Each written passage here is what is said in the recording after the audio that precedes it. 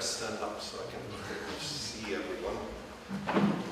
Thank you for inviting me. It's lovely to be here. It's such a beautiful city, and it's a great time for me to come because when I left Helsinki it was below zero again. So no spring. We're hopeful, but so far no spring up north where I live. So thank you, and it's a great opportunity for me to meet all of you. I'm a business school scholar, a management and organization studies scholar, and I only engaged in higher education studies as kind of a hobby first. I'll tell you a little bit about it when we started to research our own university a bit more than 10 years ago. I know this is a mixed audience because I'm told that the Dean of Aalto University School of Business was here only 2 weeks ago. So I keep my presentation of Aalto University and the merger quite short. Please let me know if there's anything we need to discuss, and my intention then is to move on to the tenure track system, the academic career system that was set up at Aalto in and through the merger, which I think might be of interest to many of you. I definitely can see many connections between the keynote speakers, judging at least from the materials that we were given ahead of the conference. Susan is going to be talking about quality assurance. There's definitely a link here because the world of accreditations and university rankings was very much a reason for why Aalto was created in the first place and why the tenure track career system was introduced and set up. I think there's also a link to Marek Kvik's talk on vertical stratification of scholars, because that's one of the outcomes of some of the studies we did at Aalto University. So it's not a surprise that some people will benefit, some people will see little difference, and some people will suffer. So that's definitely also the case with Aalto University and the tenure track system. So please, please guide me towards those questions that you find interesting. So maybe we can even, do a better job together than I can on my own in kind of making these connections explicit. Now you might ask why someone from a business school that used to be next door to Aalto University School of Business is doing this. I think I'm a living example of how people start to behave quite strangely in these kind of transformations such as mergers. I have a background in studying corporate M&A, corporate mergers and acquisitions, through a people and integration perspective in particular. And what we've found in our studies is that people quite often in these kind of situations and circumstances start to feel their culture, start to feel their identity even more strongly than they did before. And I guess, it's only fair of me to say that I'm a living example of that. I'm a business school guy. The old Helsinki School of Economics is where I did my PhD, where I worked for a long time, and that's where I live in downtown Helsinki. That's where I was born. And I was getting quite comfortable. I felt I needed a change. And when the merger came along and there were already signs of the business school being moved to the suburbs, I'm sure Inku Björkman didn't use the term suburbs, 10 kilometers away from downtown Helsinki, to the campus of what used to be the Helsinki University of Technology, I thought, this is the time for me to make a move. I'm going to stay put in downtown Helsinki, and Hanken School of Economics next door just advertised a position at the time. I applied applied and I got appointed pretty much to the same job as I had at Aalto.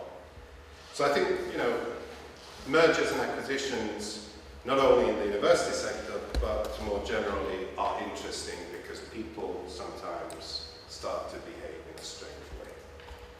I'm kind of happy I moved. It's a new environment for me. It's a Swedish-speaking business school. I'm a Finnish speaker, so I do all my work in English and carry a bad conscience of not speaking Swedish with the people. It's a curious situation, but I'm beginning to like it. I like being an outsider rather than an insider. But that's just some background on myself and my relation to the topic of the study I'm going to present to you. I think Aalto has done a great job. So for me, on balance, this is more of a success story than anything else. It has its downside, and if you like, we can discuss that too. That's pretty much what Aalto was about at the beginning of the merger. It was all about interdisciplinarity and innovations, getting people with different backgrounds together to do exciting new things. It's a three-way merger, not only between the Helsinki University of Technology and the School of Economics, but also the Helsinki University of Arts and Design. All these were kind of established players in the Finnish, I'm hesitant to call it a market, but the field of higher education. #1 business school, #1 University of Technology, and #1 University of Arts and Design.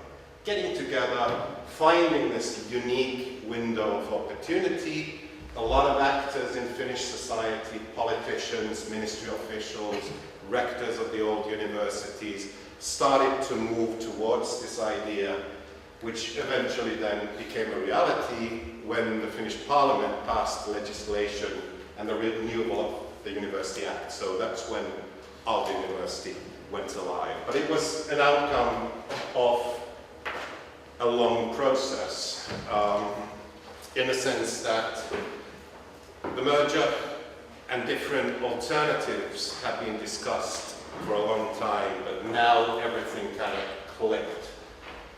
But you'll find that the timing was quite unfortunate too.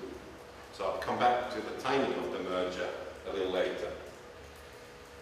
I put privatization in quotes because I'm not really sure whether this is privatization proper, because you'll find that the Finnish state still provides Aalto University with a large chunk of its funding, but it was very much a move that was geared for the future as well. That these opportunities to develop a funding base, i.e. to attract external funding from the private sector and leveraging collaboration, more collaboration with companies, was also about preparing for the future. So this is how the university merger was presented very much at the beginning, that, you know, we're merging for the future. On the other hand, it meant a lot more centralized government structures. I think you'll find this all over the world, I suppose, in these kind of reform initiatives, that the power decision-making authority is centralized again in Aalto to the board, which now consists of external members, and significantly to what used to be the rector, now, as far as I know, is still called the president of the university, and to some extent also the deans in the schools. Now, the Aalto University board, it consists of people from Finnish industry and from universities outside Finland. Mikko Kosonen, the current chairman of the board, used to be the head of strategy for Nokia, and is now president of a Finnish, I don't know how to translate it into English, I just realized, a state-funded agency called Sitra in Finnish. You check it out if you're interested. He has a PhD from the business school in university-related activities all along, so I guess he's kind of seen as a pretty good choice to lead the board. Now, the privatization has played out in different ways, and of course, securing the foundation capital was an interesting and important stage at the beginning of the merger. So the Finnish state, as far as I know, guaranteed an extra funding of a certain amount, given that the private sector in Finland came up with a given amount. And that's how it eventually unfolded. And again, the timing is interesting. The merger was decided on towards the end of 2007. There was a lot of talk about extra resources and funding and all sorts of nice things, and we all know what happened in 2008. And Finland was hit extremely strongly by the global recession, the credit crunch, and we only struggled out of it a couple of years ago, so it was the longest recession in the history of the country. Now, Aalto was very much a flagship project in the university and higher sector reform in Finland. There were other mergers, other privatized or foundation-based universities, but Aalto was very much, in good and bad, seen as the symbol of things happening right now and things to come as well. We got together already when we heard the first rumors that something like this is going to happen. Scholars who've done research like myself and others on corporate M&A, we thought, this is a great opportunity. We'll start to look at the merger from within, and we ended up with loads of what we consider quite interesting stuff. And one of the topics that we started to follow was the setting up of the new academic career system, the Tenure Track system, which was the first of its kind in Finland. So when the Americans are, as far as I know, many universities getting rid of these systems, we're introducing it. And other universities in Finland are copying Aalto. So Hanken, my present employer, are doing something like that, but on a much, much smaller scale. In Aalto, it became a hugely important strategic management tool in the merger process.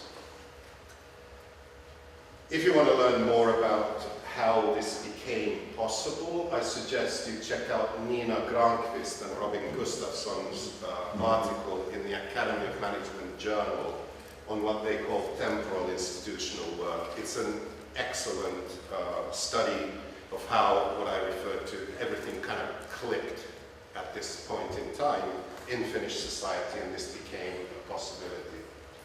A lot of integration work which we studied, which is kind of outside the scope of this presentation. A lot of interesting things happen. The symbolic side of things in these kind of mergers is fundamentally important. Aalto, you may wonder, it's a weird name. For some time I thought it was actually the first university in the list of universities across the world alphabetically, but there is one university that's actually before that, Denmark, Aalto University, AAL. So Aalto's second. But still it was a good choice in many ways, and actually a PhD student of mine studied the reputation building and branding of Aalto University, all its various dimensions, conflicting elements, but still overall it was a smart choice to take distance to the past.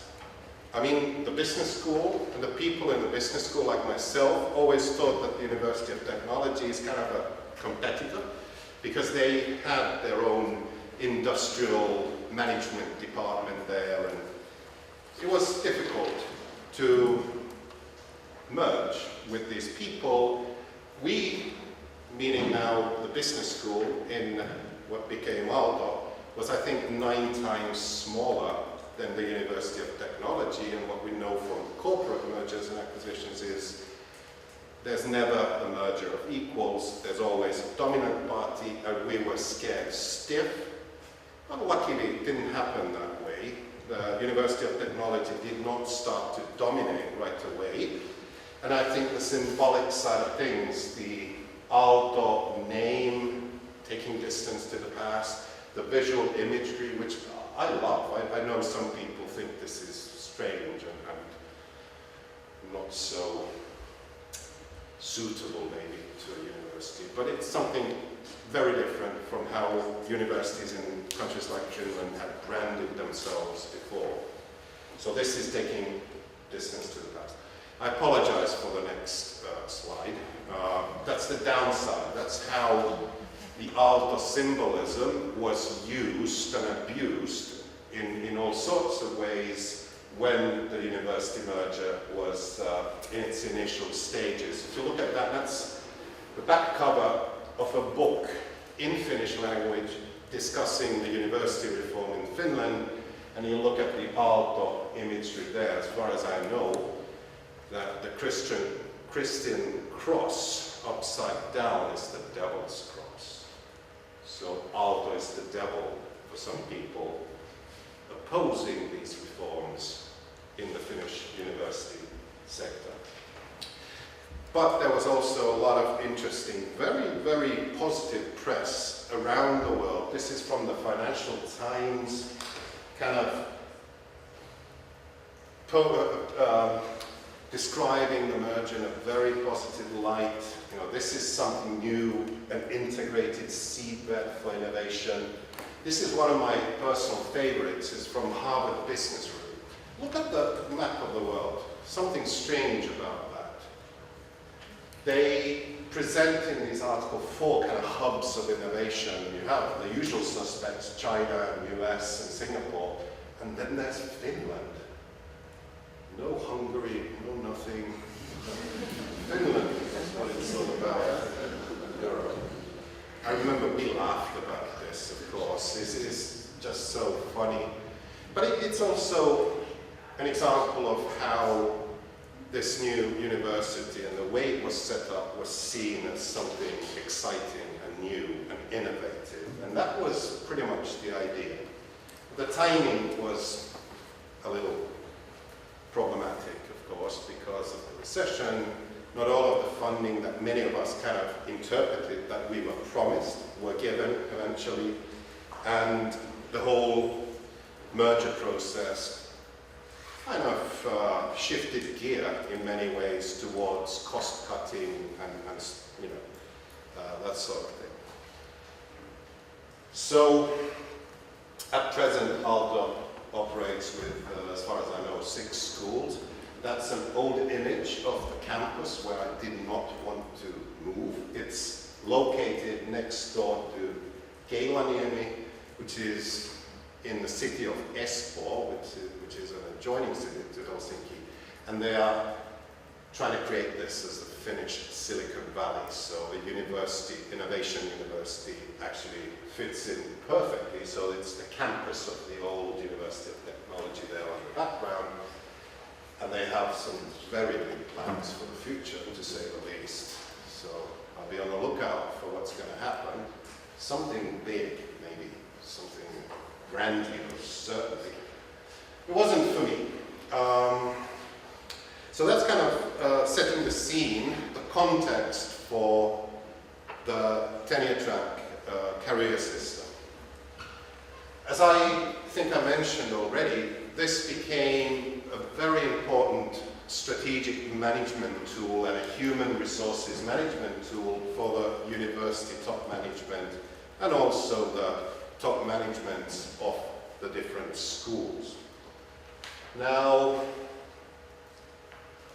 it's a good thing on balance, I think. So I've lived through the old system, so I can see why the tenure track system was introduced and what are the arguments for that. And some of these arguments are, well, comparability to international standards, so that's the link, I guess, to Susan's talk here. It's about putting structure around the career systems, which used to be quite impressionistic, to say the least, in many Finnish universities, including the predecessors of Aalto. Most of all, perhaps, it introduced something of a transparent career system. This was something totally new to many of us. Maybe, or at least it was supposed to bring in some stability. Those who were appointed into the tenure track had some stability, had some time to actually do what they're supposed to do and build their academic competencies on a longer term, based on a longer term vision.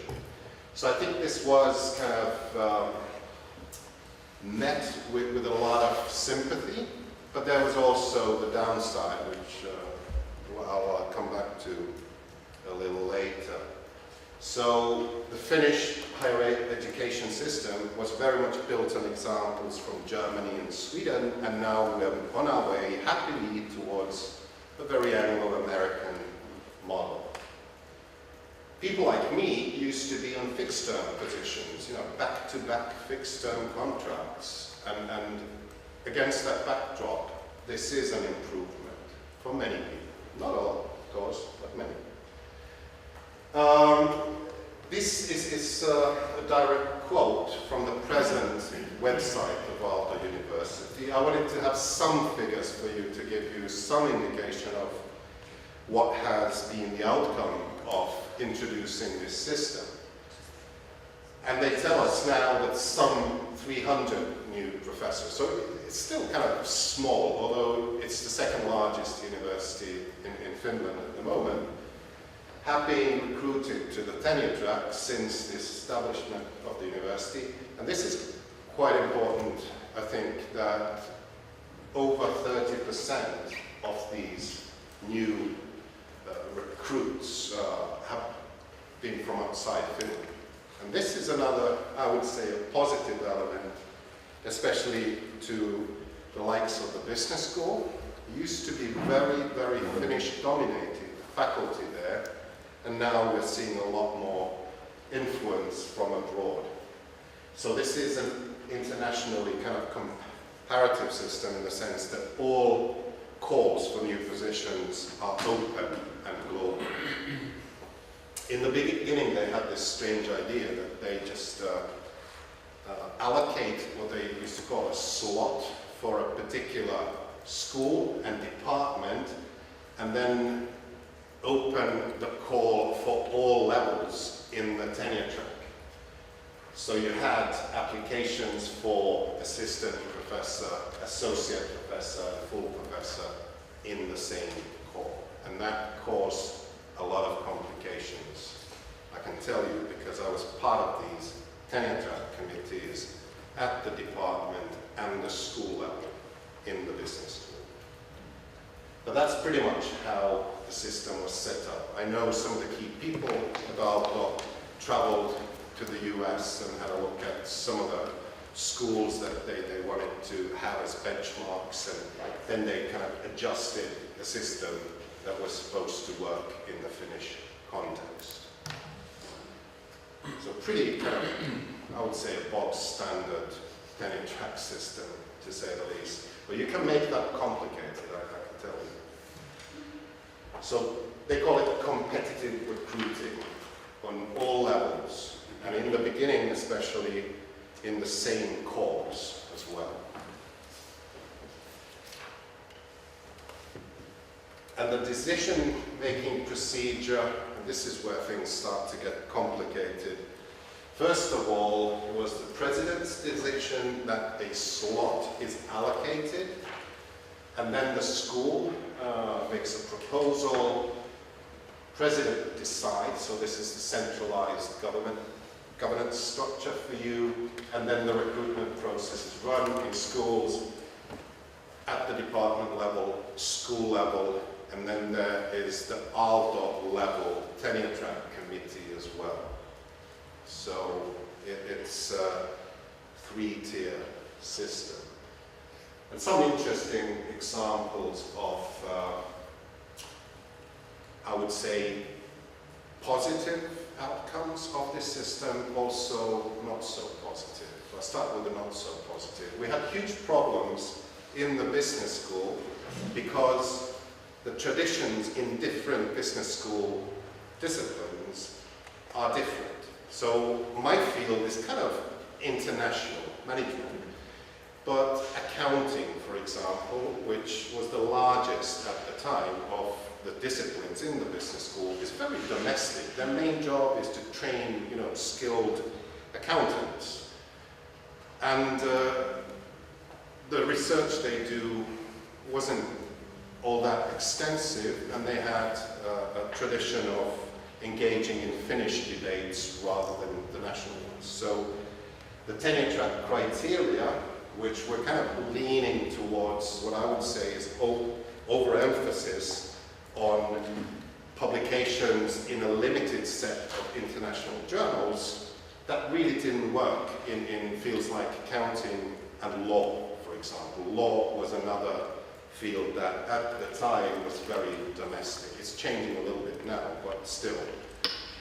So we had some discussions at the department level, at the school level, on putting forward shortlists and candidates, and then having them discussed at the Aalto level, where people from chemistry and physics and what have you all got together and have a look at those proposals from the schools, and having a totally different mental map of what's considered competence and whatnot.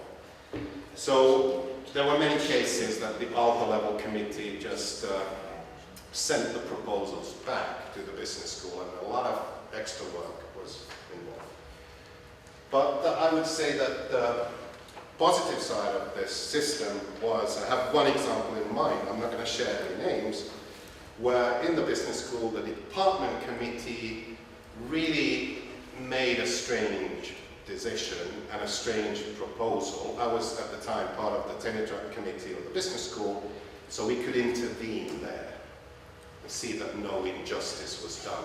And that was, I think, an example of the more positive things with this very bureaucratic system. So you have many checks there that you could use so that in a transparent fashion you would end up with a decent decision. But it was very time consuming, to say the least. My own process was such that I was appointed directly to the professor level by invitation. And it was an ordeal to get that through in all the committees and then the process. And I was already leaving Aalto, but luckily they managed to make the final decision, and I could stay. I had a position in another university, and it was a matter of weeks, but I ended up staying at all. But that was pretty much the downside of this heavy, bureaucratic, time-consuming system. Then there's the question of academic freedom, for example. I just quickly referred to one of our studies here. We interviewed Aalto faculty from different schools, and this was very much at the outset of the tenure track system, and let them speak their thoughts on how they felt that the new system is going to treat them and their peers, and where is it all going to lead. And that's some of the findings. I'll just pick a few that I think are extremely relevant here. You remember that the vision of Aalto University, why the merger took place, was all about interdisciplinarity and innovation.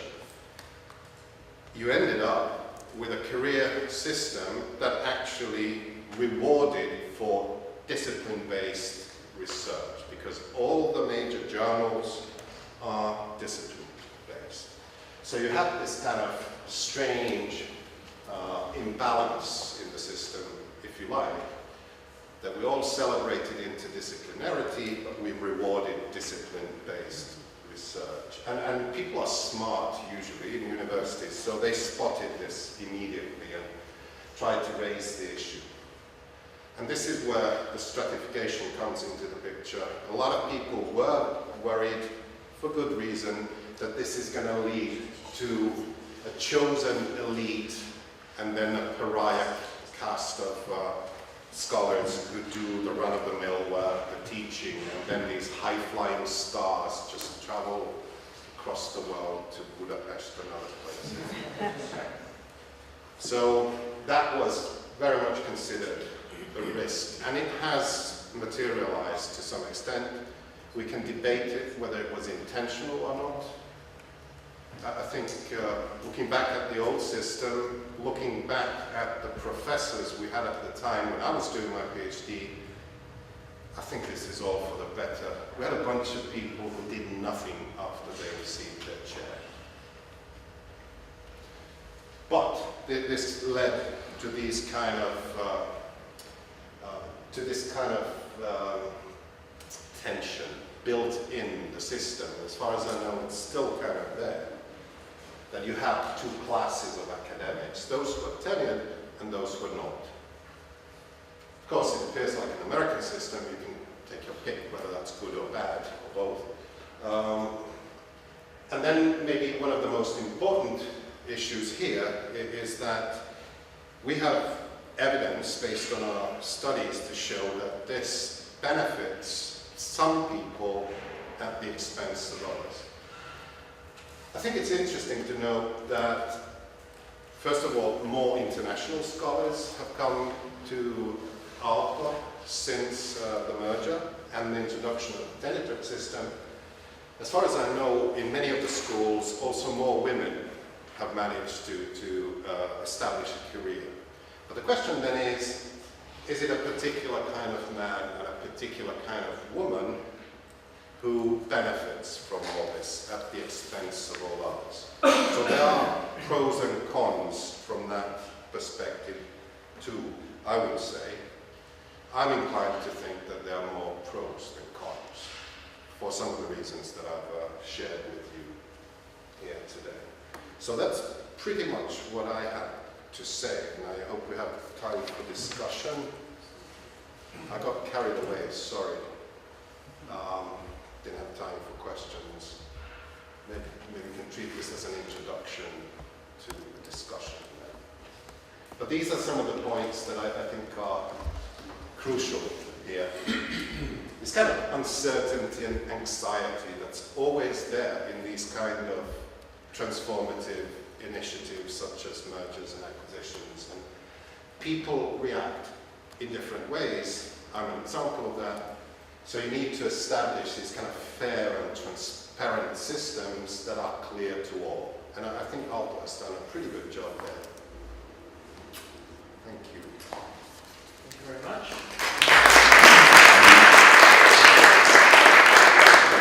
So we are right in time, which means that we have approximately 20 minutes for questions and discussions. So please, the floor is yours.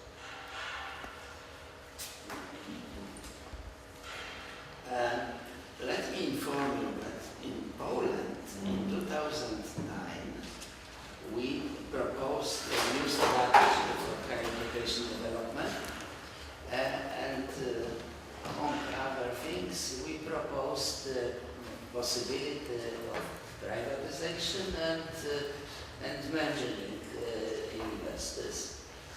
However, never happened anything, because the most difficult thing is to start. So my question is, how, in which way state in Finland help you to start, to introduce new institution, and who founded this foundation, which is from the base for foundation type kind university. So, shortly speaking, how much was it? You want figures? Okay, I'll try to go around that question a little bit. I have some figures here. So it wasn't all that big, I suppose. The Ministry of Education communicated the government's intention of putting 500 million euros into the foundation capital, given that the private industry will get another, is it 200 million? So that was pretty much the starting point. But I mean, it's interesting, I didn't really talk too much about how it all became possible. I just referred you to this article by my colleagues, but I think the first initial, the idea that came from the private industry in Finland, saying that Finnish universities are lacking behind, they're producing students that we have no use for. We need more interdisciplinarity, more innovation, more dynamism. So the Finnish business community and industry started to lobby for this. And then they got aboard the government at the time, the ministry officials, and then eventually the rectors of all these three universities on board, and they had a couple of different alternatives. A full merger, which became a reality, and then establishing a joint research institute for the top scholars, which was abandoned quite soon, and they wanted to go for the full merger option. So I think, I don't know if that answers your question, but the private business and industry pushing this really hard, and they kept it on the agenda in the media in Finland. Finnish universities, are shit, we need to do something about it. That was, and actually we interviewed all these top people at the outset of the merger, and there was actually a very prominent figure in Finnish industry saying that Finnish universities are shit, we need to do something about it. And then, he had a solution, of course. Yes, please. You mentioned that the Finnish industry put in 200 million euros. Yeah. I guess I didn't check the figures, but I okay, think it doesn't matter. pretty much. But what did they get in return? Anything concrete or? No, I think Just the I don't know if it's concrete enough for you, but they had more say in the content of the education directly and indirectly, and then I hope they had better young people to recruit to their organizations. And then, of course, I didn't really go much into the R&D collaboration that the three emerging universities and now Aalto are doing in the private industry. And they established new units within the new university. I didn't go into that either. One of them is called the Design Factory. It's very much a showcase in Aalto University still, where people, students, teachers, company people come together to do stuff together, and they have a great physical location at the campus in Otaniemi, in the new Aalto University campus. So I think they got a lot indirectly, but maybe that's not tangible enough for you, is it? What did you have in mind?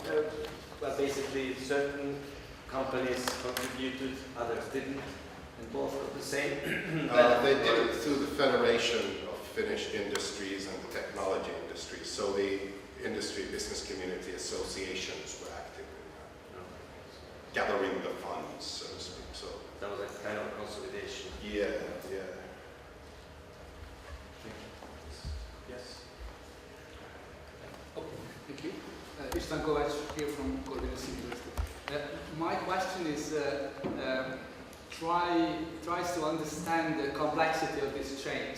So when you introduced the tenuring system, it was very much emphasizing the academic achievements of the university, and that's a real success for Aalto University. And it's coming from the competitive selection of new professors and so on. But at the same time, the design factory and these kind of innovative islands of the university are still, to some extent, separated and very much based on student initiatives. Why, I formulate it another way, do you have parallel career systems within the university that rewards the business career proceedings or industrial achievements of some of the stuff and the teaching capabilities? I think you, as the other questions because you're kind of touching upon really important issues. Actually, I had a PhD student do her thesis on the design factory. So that's in many ways an interesting initiative. And you're right, it's interesting why they had so many challenges in establishing themselves within the new university, because they were doing exactly what the vision of Aalto was supposed to be. But maybe, this is the downside of any organization. It's a political game, resource allocation. So I didn't go into that. And this system, the competitive space, didn't really benefit the likes of the design factory, although they were doing what Aalto was supposed to be doing. But maybe it has a connection to the accreditations and the university rankings, which as far as I know still very much rely on these academic, or you correct me if I'm wrong, they don't really reward for this kind of stuff. And as Aalto was establishing its position within the Finnish society vis-a-vis the different stakeholders, it needed to have something to show for itself, also in terms of the rankings. And that's another story again, and we did studies on that, and it became quite interesting. They had grand visions of how they're going to climb the rankings, but then it turned out that the ranking systems didn't really, or Aalto did not benefit from the criteria that these ranking systems used. So gradually there was less discussion about that because it turned out problematic in many ways. So I'm going around your question. I don't have an answer. Sorry. Thank you for your presentation. My name is Yehuda. I work at UCL in a center called Center for Global Higher Education. We are doing research about careers in the UK right now, and I have a couple of questions. First is, you said that there is a good job in terms of transparency, in terms of recruitment and promotions. I would like to know something more, because in the UK we are finding more stories, successful and unsuccessful, about that. The other question is, I get that the main player is the dean. So I would like to know if they implement strategies of their own based on the school level, or if they implement institutional Aalto strategy. Okay, please remind me of the second question. The second is, the dean is... No, later. Okay, yes. I can still remember it, maybe not in 2 minutes. So the first question, yes. I collaborate a lot with UK scholars in the field of higher education too, and I know the situation there. I'd just like to say that the starting point here was completely different. And hence, we can now see some of the benefits of introducing these kind of systems. As far as I know, you know better. The UK is way ahead, and well, you find a diplomatic word. I know many scholars are uncomfortable there for many reasons. So the starting point was such that there was a lot to conquer in the sense of coming up with something that was considered better than what we had before. That's all I want to say. I hope that kind of at least partly answers your question. It's very contextual, and you need to understand the Aalto merger in the context of Finnish higher education and the reform. And I have my own opinions, what we have on the basis of our research, and I can tell you that the old system was very problematic. So the starting point was different. I would say that in Aalto, strategically speaking, is the president is in a very, very important position, and the board as well, but mostly the president. And I don't know everything that's happened there over the years in terms of resource allocation. 6 schools pretty much competing for the same money. So the deans are kind of the middle management in this, in crucial positions, if you like. The likes of Inko Björkman fighting for his people in the kingdom of Aalto, getting at least some of the money from the president's office. So I think, yeah, these are the key people. I think the president's role is still concentration, the centralization of the governance structures is crucial. And this is something that's quite new compared to the old Finnish system, and the fact that the board is external. A lot of discussion in the beginning about that. It was completely new in the Finnish context, whereas in the UK it's not.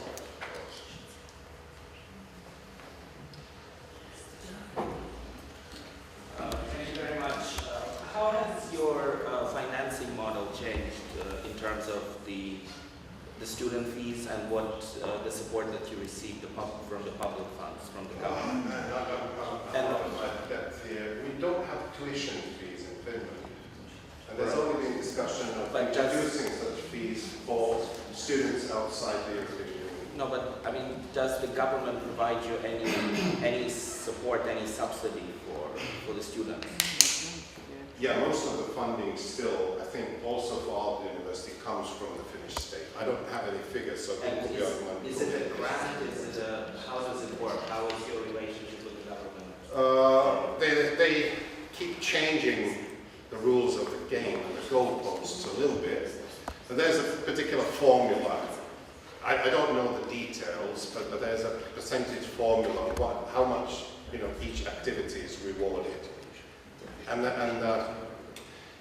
from a point of view of people like me, it's tricky because it changes over time. So you have a new government, the system changes a little bit, but I'm hesitant to say anything about any percentages. Did it also affect this transition? Did it also affect the way you are accredited or how your external quality assurance works? Yeah, I mean, that's again a complex issue because the old Helsinki School of Economics had the Triple Crown accreditation.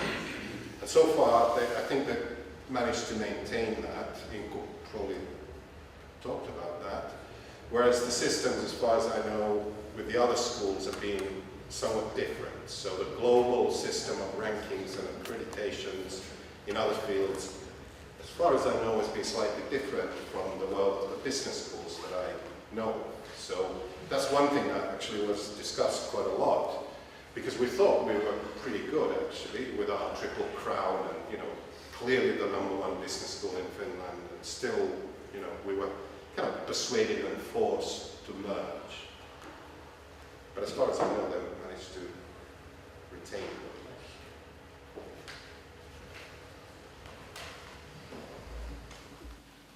I'm coming from here, the Corvinus University, Budapest, and a small University of Applied Sciences based on foundation. My question is related, what could be the lessons for our countries here in Central and Eastern Europe? Because you are from Scandinavia, a rich country. And here is the challenge that even in this room, there is a Central European University, which is a top excellent research university. And here we are, relatively we are the top excellent research university in Hungary, but still comparing the Central University, we are far away. 2, 3, 4 times more the average salary of a full professor, etc. So still, I just think about, you mentioned 300 new professors were hired. In the last 30 years, there were not so many professors moved from Corvinus to Central European University, or vice versa.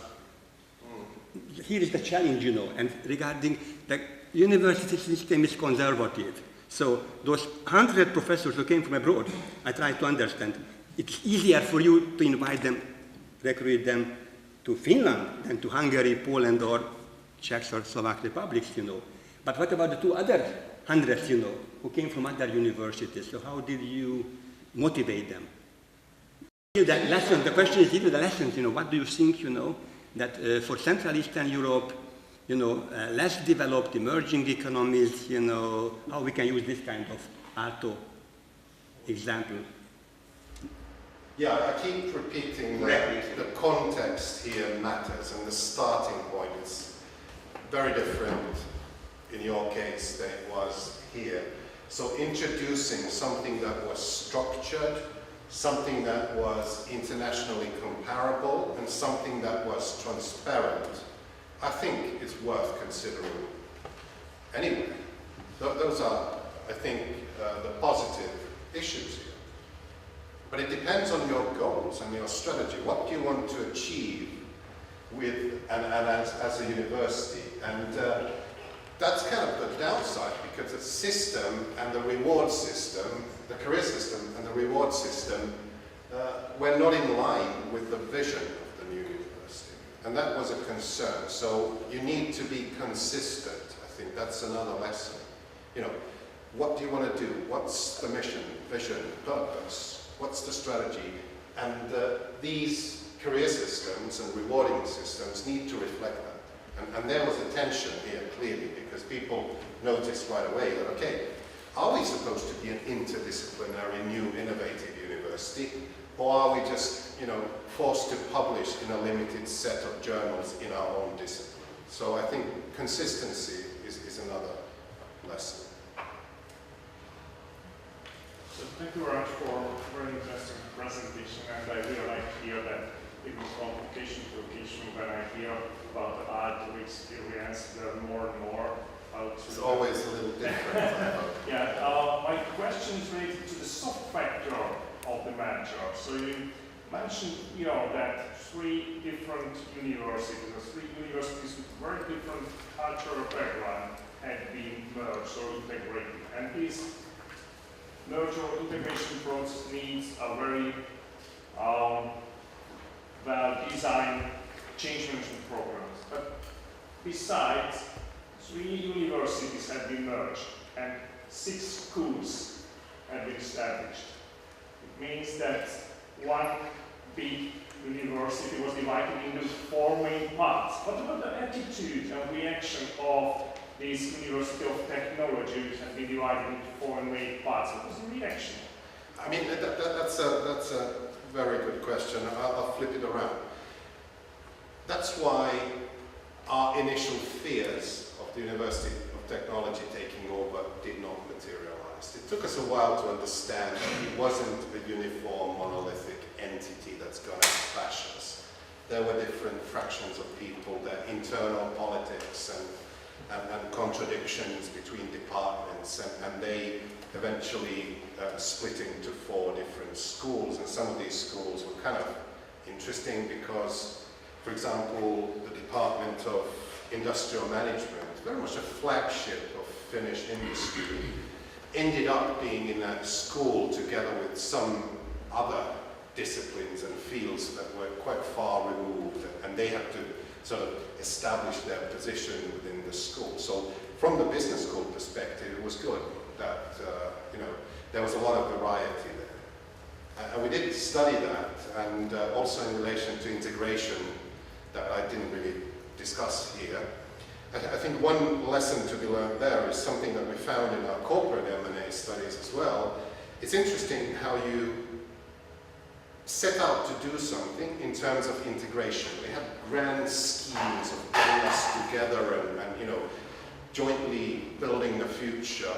That was before the first president of Aalto University was appointed, and when she took over, she pretty much ignored a lot of the stuff that had been done before. And of course, this is what corporate executives do. When they take over, they want to do it their way. So we decided to do something different then. So consistency there as well, I think, is important over time. And this is something that I think a lot of people were quite uncomfortable with. They invested time and effort at the outset to get together and to, you know, jointly create something new, and then it was kind of forgotten in a few years' time. So perhaps we have time for 1 or maximum 2 last questions, and I already see 2 hands up. So Renata and then So thank you very much for your presentation. I would like to ask one thing about the tenure track. How are people still motivated to perform highly once they get on a tenure? So that's one question. And then the other question is, you said that the business people are very strong in the public discourse. What about the academics opposing the merger? What is their position in public discourse? Whether this was, they have no position or no, does it? Yeah, 2 great questions, very different. So the first one,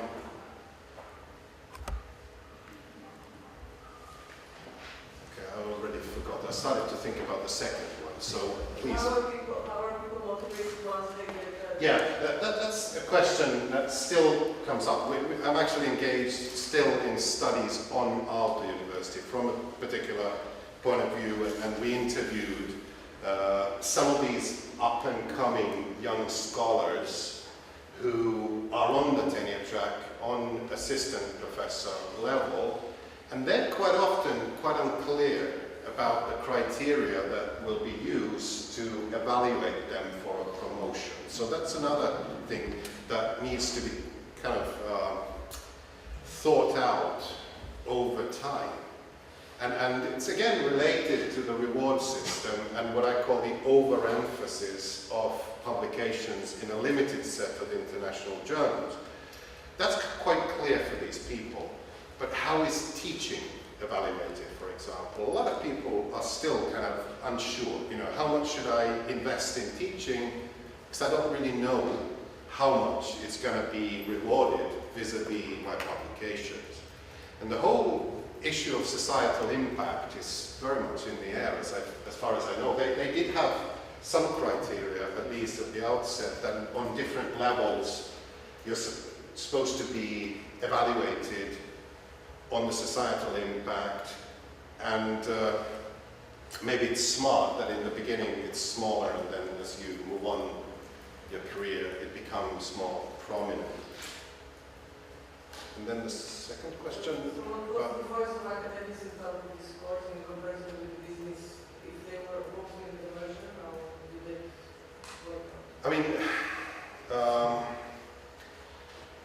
Finns don't really, you know, like revolutions in a sense, you know, to put it very crudely. And that is something that has annoyed me a little bit with this move to the new campus, that I'm pretty much the only one to make this decision. Okay, I'm not going to go. So they grumble, they discuss, and they, you know, have their fist in their pocket, and then they just do as they're told. So the discussion has pretty much died down. We did studies on the media coverage of Aalto University merger, and it was actually part of the PhD of my PhD student who was interested in the reputation building and branding of the new university. A lot of resistance in the beginning, the University of Arts and Design, people doing all sorts of fancy things, part of them. Business school people didn't really bother to do anything, and University of Technology people, so things just went that way, to put it very crudely. So I don't know what happened to them. Many of them left, because with the introduction of the tenure track system, the stratification, the new elite, a lot of the people who were on temporary contracts, their contracts were terminated, not renewed. So they left. So I hope this kind of at least partly answers your question. The discussion very much died down over time. And there's still very little about Aalto University in the Finnish media today. I have a question about the process of transition from one career system to the other. So as far as I know, those who were professors in the previous system, they were offered a tenure track automatically. Yes. And they were full professor, but what happened? For legal reasons, and okay, we could discuss that. Yeah, but there was no alternative for that. There would have been something of a minor revolution if these kind of powerful people in their professor positions were going to be dismissed. So no, I don't think that was ever discussed. So. Okay, but what happened with the others? Or what happened with those people who were permanent contracts but not were professors? So like associate professors, assistant professors with permanent contracts in the previous system, how they were transferred into the new tenure track system? I think it kind of depended on the legal status of their position. As far as I know, and don't quote me on this, I think many of them were kind of converted into the tenure track system too. But I'm not sure, actually. So they got a fixed term position or something like that? No, I think some of them actually got on the tenure track. Okay. And some the contracts of some were just terminated. So they had to leave. Anything else you have in mind? And how the introduction was received by rank and file academics, because you just put on the middle manager aspect and the aspect of top level strategists. But what was the reception of that new system with Yeah, this is what we call here middle level academics will include assistant professors, senior lecturers, lecturers as well. So that's pretty much trying to capture how those kind of people who were in a very uncertain, insecure position viewed the introduction of the system. And as I said, some managed, as far as I know, to get into the tenure track, but many just left because their contracts were terminated. Do you have some figures perhaps about turnover or the change of the composition? I don't know of any figures. I think one of my PhD students tried to find some, but if you do, let me know, because I would be interested. I haven't seen those figures. It should be public knowledge, maybe. I'm not sure. So thank you very much once again.